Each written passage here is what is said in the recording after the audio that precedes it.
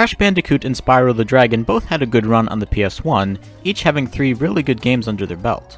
When the PS2 came around, their respective creators moved on to other projects, and their following games were made by other developers. So, how did the transition go?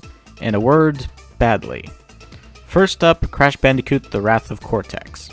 Taking place after the first 3 games, Cortex and his master Uka Uka have come up with a new plan to destroy Crash once and for all. Cortex has created a new genetically modified Bandicoot, Crunch Bandicoot, and Uka Uka has released several new masks called the Elementals, each one granting Crunch a new power. And so Crash and Coco must travel through more levels and defeat the bad guys once again. There are some clever and creative ideas here, and it is fun to play, but it just doesn't have the same spark as the original games. Looking into it, this game was originally going to be a different take on Crash, but due to some development issues and behind-the-scenes drama, it ended up conforming to the formula established in the second and third games. The result is a decent game that nonetheless feels rather half-hearted. I mean, they're clearly trying. Crash controls well, the levels are competently put together, and I like some of the new chase scenarios they came up with. And the boss fights are pretty fun too. But a lot of the game feels rather uninspired, with some ideas blatantly reused from the older games with no variation, and a lot of the boxes are placed rather haphazardly. Plus, a lot of the obstacles are pretty feeble. Look at this guy, he's just throwing in the same direction over and over. I like to think that he doesn't really want to be there, and is hoping that if he doesn't make eye contact, I'll leave him alone. Okay, you get to live, not you though. While it has its moments, overall the Wrath of Cortex is rather disappointing.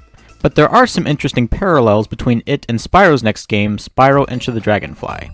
Looking into its development history, Enter the Dragonfly sounds like it could have been an amazing game. Originally it was going to have Ripto and Nasty Nork, the villains from the first 2 games, team up to kidnap the dragonflies that are about to be given to the newborn dragons that were rescued in Year of the Dragon. It was also going to feature at least 25 levels and more than 120 dragonflies to catch, and Spyro would have had several new abilities to aid him on his journey. Sounds great, right? Unfortunately, the publisher decided to be an asshole and forced the developers to have the game done in time for the holiday sales. The end result is a game that clearly had a lot of effort and talent going into it, but sadly this can't disguise the fact that the game is blatantly unfinished and unpolished. There are only 9 levels, with only 1 hub world, and there are only 90 dragons to catch. The basic gameplay is the same as the original games, and it is fun to play, but it's hard to ignore the bizarre layout of the game. Firstly, the tutorial aspects of the game are really obnoxious. Every time you encounter something new, Sparks interrupts things in order to blandly explain how it works and what to do. I played the older games, I already know how things work, this is a waste of time. And even if this was my first Spyro game, there are other more organic ways of letting the player learn how the game works without shoving an obnoxious block of text in my face. But that's fairly minor compared to the biggest problem with the game, namely the layout is a mess. There's little structure or pacing to where the levels are located and when you can access them. Sure, you collect more dragonflies in order to unlock more levels, similar to the orbs from Spyro 2 and the dragon eggs from Spyro 3. But in those games, unlocking new levels and worlds felt like you were making tangible progress on a fun but grand adventure, while here it feels more like you're just ticking off boxes on a to-do list. This isn't helped by the fact that the only other collectible, the gems, are almost completely worthless and pointless. What made them work in the original games is that they had a purpose, which gave you an incentive to keep looking for them. And while Moneybags could be infuriating, his presence gave the gems actual worth, as you had to spend them in order to unlock more parts of the game. And this in turn encouraged you to keep collecting gems, and kept the flow of the game going. But in Enter the Dragonfly, Moneybags only appears once, and after that you'll quickly end up with more gems than you'll know what to do with, and have nothing to spend them on. This will then make collecting gems feel more and more pointless, and it'll become harder and harder to stay engaged. During the game, Spyro gets access to several new powers. In addition to his standard Fire Breath, he also gets a Bubble Breath, a Lightning Breath, and a Freezing Breath. In theory, these new abilities give Spyro new ways of overcoming obstacles, and allow for creative new challenges that put these abilities to the test. In practice, though, most of the breaths serve the same function. You use the Bubbles Breath to catch dragonflies, and use the other breaths to attack enemies and activate switches, with some switches having a particular breath that needs to be used.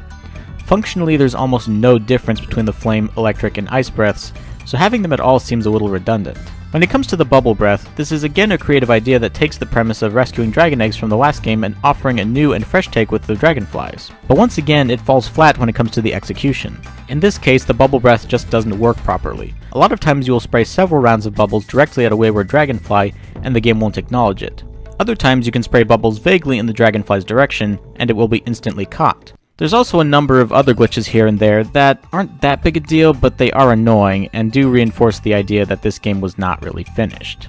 While Wrath of Cortex felt like a half-hearted game, Enter the Dragonfly feels like real talent and creativity went into it, and it could have been an amazing game if it had been allowed enough time to be completed and polished. But sadly, the developers were rushed and forced to stitch together what they had and turn in a first draft as a completed project.